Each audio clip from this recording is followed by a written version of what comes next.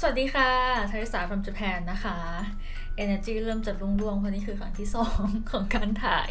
สิ่งที่คนมักจะเข้าใจผิดเกี่ยวกับญี่ปุ่น as of ปี 2022 ค่ะ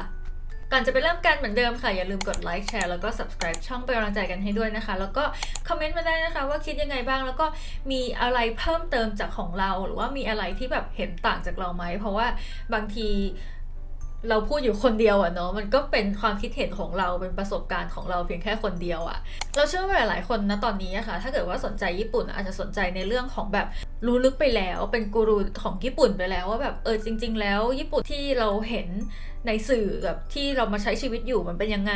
กับอีกกลุ่มหนึ่งที่ยังมีความรู้สึกว่าเฮ้ยญี่ปุ่นมันจะต้องไฮเทคแน่ๆเลยมันจะต้องนู่นนี่นั่นแน่ๆเลยมันจะต้องแบบหูมี flying car มีอะไรอย่างเงี้ยดังนั้นสำหรับคอนเทนต์ของวันนี้ค่ะเราคิดว่าน่าจะเหมาะกับคนกลุ่มที่2มากที่สุดนะกลุ่ม1ค่ะเรามาช่วยกัน ความเชื่ออย่างแรกเลยที่เราอยากจะเถียงให้สุดลมหายใจเลยก็คือเรื่องของความไฮเทคค่ะแล้วเราก็คิดว่าเราพูดแบบหลายครั้งมากๆแล้วอะไรเงี้ยว่าประเทศญี่ปุ่นไม่ใช่ประเทศที่ไฮเทคถึงแม้ว่าในหลายปีก่อนในสมัยก่อนหรือแม้กระทั่งตอนนี้เขาจะพยายามพรีเซนต์ตัวเองว่านำเทคโนโลยีเข้ามาใช้นู่นนี่หรือว่ายิ่งสมัยก่อนๆใช่ไหมคะญี่ปุ่นจะเป็นเจ้าแห่งเทคโนโลยีต่างๆมีอุปกรณ์มีอะไร device ต่างๆออกมามากมายแล้วทุกคนก็ต้องใช้อย่างเงี้ยแต่คนญี่ปุ่นในชีวิตประจำวันเขาก็ไม่ได้เอาเทคโนโลยีเหล่านั้นเข้ามาใช้ในชีวิตประจำวันที่แบบว่าบ้านเขาเป็นสมาร์ทโฮมแบบฉลาดล้ำโลกอะไรขนาดนั้นคือมันก็ยังไม่ใช่แบบนั้นน่ะแล้วก็ยังมีหลายๆที่ที่ยังคงใช้แฟกซ์มีช่วงหนึ่งที่รัฐมนตรีกระทรวง IT ไม่รู้จัก USB มีช่วงหนึ่งที่รัฐบาลญี่ปุ่นโดนวิจารณ์เรื่องของการจัดเก็บข้อมูลระดับชาติลงไปใน floppy disk คือเรารู้ว่าเราพูดเรื่องพวกนี้มาหลายครั้งมากแต่ว่ามันเป็นตัวอย่างที่ทำให้เห็นชัดเจนมากที่สุดแล้วว่าประเทศญี่ปุ่นจริงๆแล้วเขาไม่ได้ไฮเทคขนาดนั้นแล้วก็เรื่องของความไฮเทคก็ยังโยงไปถึงเรื่องของระบบการเงินการธนาคารอะไรอย่างนี้ด้วยใช่ไหมคะที่ยุคปัจจุบันเนี้ยเขาก็จะเน้นเรื่องของ cashless society หรือว่าเริ่มมีแบบ mobile banking หรือว่าอะไรอย่างเงี้ยตามทั่วโลกเขาก็ใช้ประมาณนี้อย่างเงี้ยแต่ด้วยความที่ในญี่ปุ่นนะคะถ้าให้เราเดานะคือประชากรสูงอายุเขาเยอะดังนั้นจะใช้อะไรที่มันเป็น cashless บางทีมันอาจจะไม่ถนัดเขาอะแล้วก็อีกอย่างหนึ่งก็คือธรรมชาติเนเจอร์ของคนญี่ปุ่นแล้วเขาจะไม่เชื่อใจในระบบอะไรพวกนี้เท่าไหร่อย่างเงี้ยคนญี่ปุ่นเขายังคงกลัวว่าข้อมูลตัวเองจะรั่วไหลหรือเปล่าหรืออะไรแต่ว่าเราจะบอกว่าไม่กี่ปีให้หลังมาเนี้ยค่ะประมาณ 4-5 ปีให้หลังมาเนี้ยมันเริ่มดีขึ้นเรื่อยๆแล้วจนถึงตอนนี้ก็เราก็รู้สึกว่าเขาพยายามปรับตัวถึงแม้ว่ามันจะช้ากว่าที่อื่นหน่อยแต่ก็คือแบบก็พยายามเยอะขึ้นเรื่อยๆอย่างการใช้ชีวิตในโตเกียวตอนนี้ก็แทบจะไม่จำเป็นต้องพกเงินสดแล้วอะไรเงี้ยค่ะคือยังต้องพกอยู่บ้างแต่ว่ามันไม่ถึงขั้นแบบเป็น cashless แบบสังคมอื่นๆแล้วก็ข้อต่อมาข้อ2ค่ะคือเรื่องของ workaholic ที่เป็นชื่อเสียงโด่งดังมากในญี่ปุ่นว่าคนญี่ปุ่นทำงานหนักคนญี่ปุ่นโอ้โหแบบนอนหลับกันตามข้างทางตามสวนสาธารณะเพราะไม่มีเวลานอนบลาบลาบลาอะไรอย่างเงี้ยเนาะสำหรับเราพอมาทำจริงๆแล้วเราก็มีความรู้สึกว่าถ้าเอาเนื้องานแบบเนื้องานจริงๆอะก็ดูไม่มีใครหนักไปกว่าคนประเทศอื่นๆอะคืองานหนักของเขากับงานหนักของคนที่นี่กับงานหนักของคนที่นู่นเนี่ยก็มันก็พอๆกัน workload พอๆกันอะไรอย่างเงี้ยค่ะแต่เราคิดว่าสิ่งที่น่าสนใจของญี่ปุ่นก็คือเรื่องของค่านิยมมองคนตัดสินคนมากกว่าอย่างเงี้ยค่ะแล้วเขาจะมี mentality ประมาณที่แบบว่าคนที่มีเวลาว่างเยอะอะคือคนที่ useless แล้วคนที่ยุ่งอะก็คือคนที่แบบตั้งใจทำงานเป็นคนที่จริงจังเป็นคนที่แบบฉันทำงานนะอะไรอย่างเงี้ยดังนั้นในสังคมญี่ปุ่นนะคะมันจะมีสิ่งที่เขาเรียกว่า fake workaholic เกิดขึ้นก็คือการ fake ว่าฉันยุ่งนะฉันไม่มีเวลานะฉันนอนน้อยนะอะไรอย่างเงี้ยค่ะแฟนเก่าเราเขาเล่าให้ฟังเลยนะว่ามันเป็นสิ่งที่เกิดขึ้นใน corporation ใหญ่ๆเลยที่แบบว่าพนักงานทุกคนอ่ะจะแกล้งจะแข่งกันว่าใครดูยุ่งกว่ากันโดยที่ใช้วิธีการที่แบบซื้อกาแฟตาม vending machine นะคะกดแล้วก็รีบกินเสร็จแล้วก็เอามาวางบนโต๊ะให้มันดูรกๆเข้าไว้เพื่อที่ว่าแบบว่าจะได้ ดูว่าแบบฉันนั่งอยู่ตรงนี้เป็นเวลานานมากๆแล้วฉันก็จริงจังกับงานมากๆแล้วก็ดูสิฉันกินกาแฟจนแบบทำให้ตัวเองตื่นตลอดทั้งคืนนั่งทำงานทั้งคืนเลยตื่นเช้ามาทุกคนมาที่ออฟฟิศแล้วก็เห็นว่าแบบฉันฟุบอยู่ที่โต๊ะแล้วก็มีกาแฟเต็มโต๊ะเลยโอ้ยเขาทำงานหนักโอซึกาเลซามาเดสอันนี้เขาเล่าเองนะ หรือว่าจะลองเข้าไปดูคลิปนี้ก็ได้นะคะคือเป็นคอมเมเดียนของญี่ปุ่นเนาะแต่เขาจะพูดเป็นภาษาอังกฤษอะไรอย่างเงี้ยค่ะแล้วก็เขาก็ส่วนมากจะพูดถึงญี่ปุ่นในมุมมองที่แบบที่ตรงกับที่เรามองอะไรอย่างเงี้ยถ้าเกิดว่าทุกคนรู้สึกว่าสิ่งที่เรามองมันแบบมันน่าสนใจอะไรเงี้ยคือลองเข้าไปฟังของคุณเมชิดะพูดต่อได้เพราะว่าหลายๆอย่างที่เขาพูดกับหลายๆอย่างที่เราคิดอะมันค่อนข้างจะตรงกันเรามีความรู้สึกว่ามันทำให้การทำงานของที่ญี่ปุ่นมันช้าแต่รู้สึกว่าแบบทำไมเขาจะทำอะไรสักอย่างหนึ่งจะคิด product อะไรสักอย่างหนึ่งทำไมมันช้าอะไรอย่างนี้อะไรเงี้ยเราคิดว่าส่วนหนึ่งมันน่าจะมาจากการที่เขามัวแต่แบบต่อนยอนเขาจะมีวัฒนธรรมของการแกล้งเป็น workaholic ด้วยการแบบประชุม1 วันอาจจะต้องวิ่งเข้าห้องประชุมประมาณ5 รอบ6 รอบ7 รอบ8 รอบอะไรเงี้ยค่ะประชุมทุกชั่วโมงอะไรเงี้ยจนงานที่เป็นงานจริงๆไม่มีเวลาทำและอีกอย่างหนึ่งคือช่วงโควิดใช่ไหมคะที่ทุกคน work from home คนที่เป็นคนท็อปเขาก็จะกลัวว่าแบบ employee หรือว่าลูกน้องเขาแบบจะ slack off อะไรเงี้ยเขาก็จะคอยแบบประชุมทุกชั่วโมงเพื่อที่แบบเป็นการประชุมเพื่อการเช็คชื่อแต่ไม่ได้เป็นการประชุมเพื่อที่จะสรุปผลหรือว่าติดตามงานหรืออะไรเงี้ยมากสักเท่าไหร่ซึ่งเรามีความรู้สึกว่ามันแบบมันเสียเวลาเนาะหรือว่าอาการของความแบบความเกรงใจกันแบบไม่กล้ากลับก่อนอะไรเงี้ยถ้าเกิดว่าใครลุกกลับบ้านก่อนก็จะแบบรู้สึกผิดรู้สึกแบบโอ๊ยตายละทุกคนเป็นที่จับจ้องอะไรเงี้ยทุกคนก็ต้องแข่งกันอยู่ให้ยืดที่สุดให้ยาวที่สุดเงี้ยสุดท้ายแล้วก็กลายเป็นว่าทุกคนก็กลับดึกพร้อมกันหมดทั้งที่ถามว่างานจำเป็นต้องทำตอนนั้นไหมก็อาจจะไม่ต้องจำเป็นหรือว่าอาจจะแบบควรจะเสร็จตั้งแต่เมื่อเช้าแล้วแต่ก็พยายามเหยิมพยายามทำให้มันแบบต่อนยอนไปเรื่อยๆจนถึงแบบดึกอะไรอย่างเงี้ยแล้วถ้าเกิดว่ามีใครสักคนที่แบบเปิดเผย โชว์ไปเลยว่าแบบฉันมีเวลาอะไรอย่างเงี้ยทุกคนก็จะแบบงานการไม่มีหรอ อะไรเงี้ยซึ่งจริงๆแล้วคนที่บอกว่าฉันมีเวลาอาจจะเป็นคนที่เก่งเรื่องของ time management ก็ได้ซึ่งส่วนตัวของเราเรามองว่ามันเป็นเรื่อง time management แล้วการที่บอกว่าไม่มีเวลาหรือว่าการที่ต้องเลิกงานดึกหรือว่าต้องทำ OT หรืออะไรเงี้ยทั้งหมดนี้เรามองว่ามันเป็นการบริหารเวลาที่ไม่มีประสิทธิภาพแล้วก็เรื่องที่3ค่ะที่แม้แต่เราเองจนกระทั่งมาอยู่ญี่ปุ่นได้สักพักหนึ่งถึงจะเพิ่งเข้าใจก็คือเรื่องของอาหารญี่ปุ่นค่ะความเชื่อที่ว่าอาหารญี่ปุ่นเฮลตี้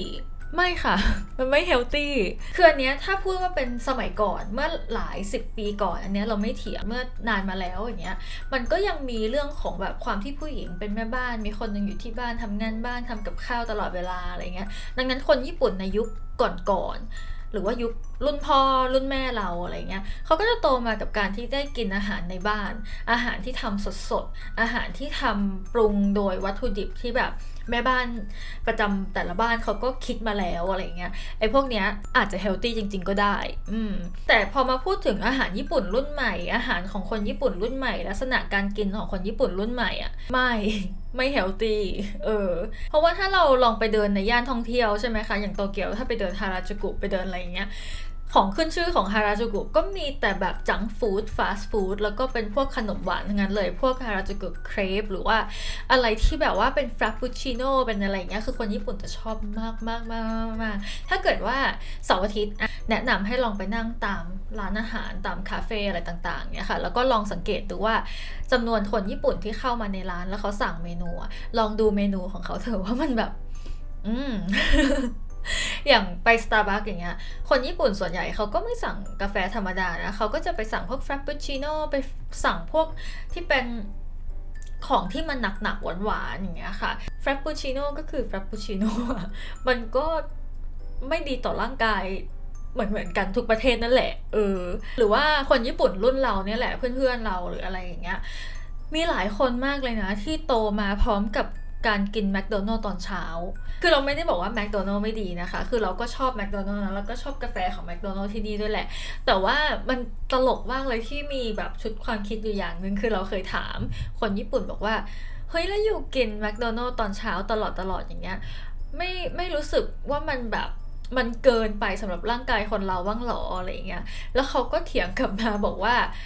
แมคโดนัลด์ที่ญี่ปุ่นอะจะเฮลตี้กว่าแมคโดนัลด์ที่อื่น มีหลายคนมากๆที่นี่ที่เชื่อแบบบริสุทธิ์ใจจริงๆนะว่าอาหารที่ผลิตในญี่ปุ่นอ่ะมันเฮลตี้สะอาดแล้วก็แบบดีกว่าที่อื่นอะไรอย่างเงี้ยโอเคคือเรื่องความสะอาดเราให้แต่ว่าเรื่องของความเฮลตี้หรือเรื่องของความแบบ low calorie low fat อะไรอย่างเงี้ยว่าจริงอยู่ว่าคนญี่ปุ่นรุ่นใหม่สูบบุหรี่น้อยลงกินเหล้าน้อยลงแต่ในชีวิตประจำวันของเขาก็กินแบบคอมบินีเขาก็ไปที่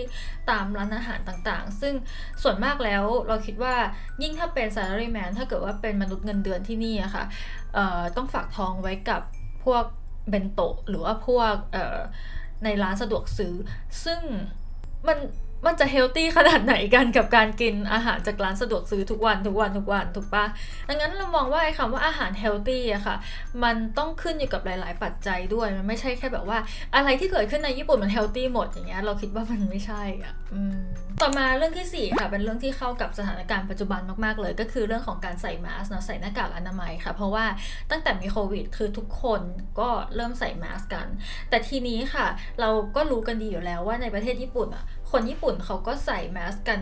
เป็นประจำแบบเรื่อยๆอยู่แล้วอะไรอย่างเงี้ยค่ะแต่ว่าณขณะนี้พอมันยาวมาจนถึง2022อะค่ะเราจะเห็นได้ว่าในหลายๆประเทศเริ่มผ่อนปรนเรื่องของการใส่แมสแล้วในยุโรปในอเมริกาคือเขาไม่ใส่แล้วแต่ว่า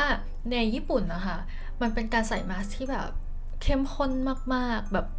มากๆอะไรอย่างเงี้ยทำให้คนต่างชาติที่เข้ามาก็ต้องบังคับคนต่างชาติใส่ด้วยถึงแม้ว่ารัฐบาลจะบอกว่าไม่ต้องขนาดนั้นแล้วก็ได้อะไรอย่างเงี้ยค่ะรัฐบาลเขาก็พยายามประกาศแล้วประกาศอีกประกาศแล้วประกาศอีกแต่ก็ไม่มีใครทำตามเพราะเรารู้สึกว่าณตอนนี้ในญี่ปุ่นนะคะมันมากกว่าความกลัวโควิดแล้วแต่สำหรับญี่ปุ่นนะคะอย่างที่เราบอกว่าแม้แต่การเดินข้างนอกที่แบบคนอยู่ห่างกันเป็น100 เมตรอะแล้วก็ไม่มีใครรอบๆเลยอะก็ยังคงใส่อยู่เพราะว่าเรามีความรู้สึกว่าเขากลัวการโดนจ้องมากกว่าเขากลัวการโดนตำหนิมากกว่าอะไรเงี้ยค่ะแล้วก็เราไปดูใน YouTube ช่องของ Nobita from Japan ใช่ไหมเราไม่ได้ตั้งชื่อเรียนแบบเขานะคือเราก็เพิ่งมารู้ตอนที่เราตั้งชื่อแล้วอย่างเงี้ยเพื่อนก็บอกเอ้ยมันไปเหมือนกับอีกคนหนึ่งก็โอเคแต่เราก็ดูแล้วก็มีคลิปหนึ่งที่พูดถึงเรื่องการใส่แมสอะไรเงี้ยค่ะเขาไปสัมภาษณ์หลายๆคนเขาก็บอกว่า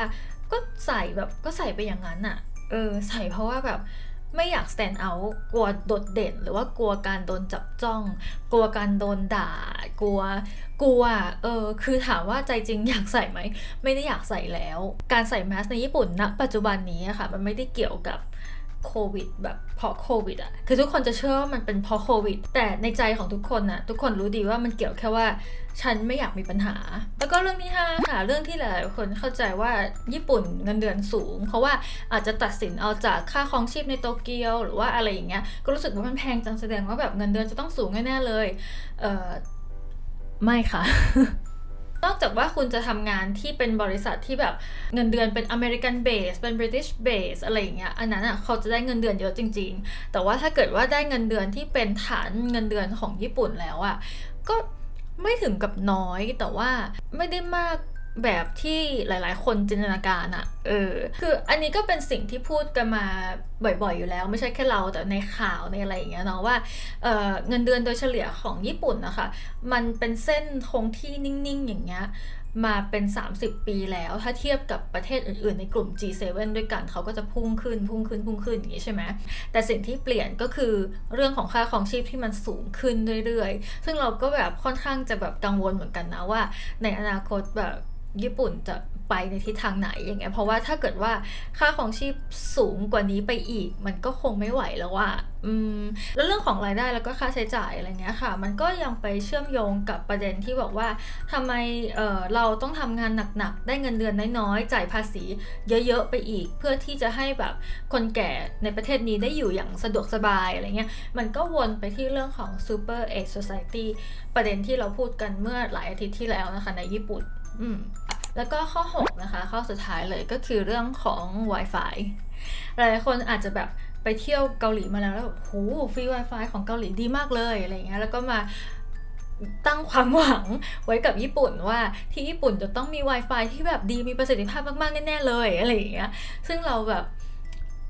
จะบอกว่ามันดีไหมก็ไม่ดีแต่ถามว่ามันแย่ไหมมันก็ไม่แย่อย่างเงี้ยค่ะพวก Public Wi-Fi ในประเทศญี่ปุ่นอ่ะคือเขาก็พยายามมีอ่ะคือจะเห็นแม้ป้ายตามสถานีหรืออะไรแต่พอเข้าไปใช้จริงๆอ่ะคือแทบจะแบบเฮ้ยฉันเดินขึ้นไปคาเฟ่ข้างบนแล้วก็แบบซื้อกาแฟแก้วนึงแล้วก็ใช้เน็ตเขาดีกว่าอะไรอย่างเงี้ยหรือว่าบางทีแบบฟรี Public Wi-Fi แต่ว่าเข้าไปสมัครยังไงก็เข้าไม่ได้อะไรอย่างเงี้ยก็มีให้เห็นเยอะแยะในแม้แต่ในโตเกียวในย่านที่แบบว่าชินจูกุชิบุย่าหรือว่าถ้าเป็นเรื่องของระบบแบบ Data ใช่ไหมคะแบบ 4G 5G อะไรอย่างเงี้ยมือถือของเราซื้อเป็นโปรแบบ 5G ค่ะแล้วเราก็จ่ายโปร 5G ไปด้วยความหวังที่ว่าจ่ายไปแล้วอ่ะมันจะต้องมี 5G ใช้นะ แล้ววันนี้นะคะก็คือสิ่งที่มันจะโชว์อยู่ให้เห็นข้างบนนี้เห็นปะแต่ญี่ปุ่นมี Data 5G มาอย่างเงี้ยมันจะขึ้นมาแค่ช่วงเวลาที่เราอยู่ชิบุย่าอะไรเงี้ยจะอยู่แค่นั้นก็ตามนั้นนะคะถามว่าดีไหมก็ไม่แย่แต่ถามว่าแบบจะหวังอะไรจากเขาเยอะได้ไหมก็คือเราคิดว่าแบบต้องลดความคาดหวังลงมานิดนึงก็เหมือนย้อนกลับไปข้อแรกเรื่องของความไฮเทคอะไรเงี้ยค่ะก็นั่นแหละ โอเคค่ะวันนี้ก็มีแค่นี้เนาะเหมือนมาระบายมากกว่าใช่ไหมคะแต่ถ้าเกิดว่าใครที่อยากติดตามเรื่องราวเกี่ยวกับญี่ปุ่นอยากจะ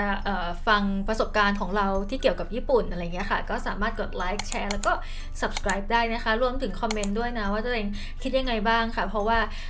บางคนอาจจะมีอะไรเพิ่มเติมมากกว่านี้หรือว่าเห็นอะไรที่มันแบบแตกต่างไปมากกว่านี้อะไรเงี้ยก็ลองแชร์มาได้ค่ะสำหรับวันนี้ไปแล้วค่ะบ๊ายบาย